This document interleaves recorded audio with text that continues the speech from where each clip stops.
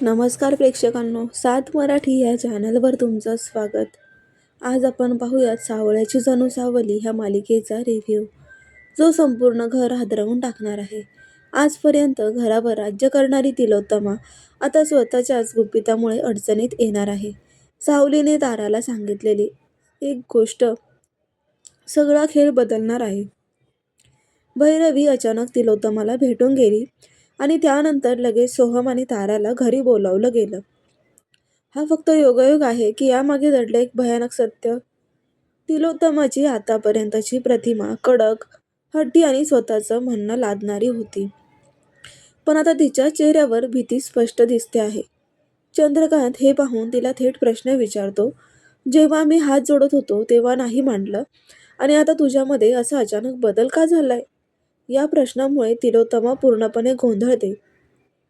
तिच्या बोलण्यात अडखळपणा, नजरेत घाबरलेली स्थिती, या सगळ्यामुळे सगळ्यांचाच तिच्यावर संशय येऊ लागतो. आता तर मात्र सावलीला खात्री पटते, काहीतरी मोठं गुपित आहे. ती आता ह्या बाबतीत सारंगबरोबर बोलते. पण आता सारंगला सुरुवातीला विश्वास बसत नसतो. तो शांतच राहतो. पण हळूहळू त्यालाही जाणवतं की भैरवी आणि तिलोत्तमा यांच्यात काहीतरी मोठा खेळ सुरू आहे. तारा मात्र संतापलेली असते. जर माझ्या येण्यामागे भैरवीचा प्लॅन असेल तर मला या घरात राहायचंच नाहीये, असं ती म्हणायला लागते.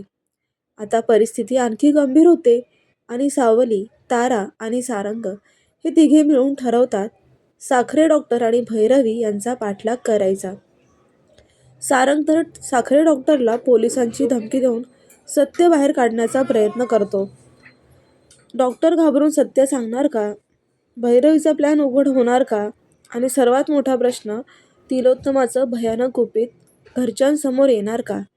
जिने आयुष्यभर इतरांना नियम लावले, तिच्यावरच नियम लागू झाले तर? घरच्यांनी तिला माफ करावं की शिक्षा द्यावी? पुढचा भाग खूपच थरारक आहे, त्यामुळे एपिसोड अजिबात मिस करू नका.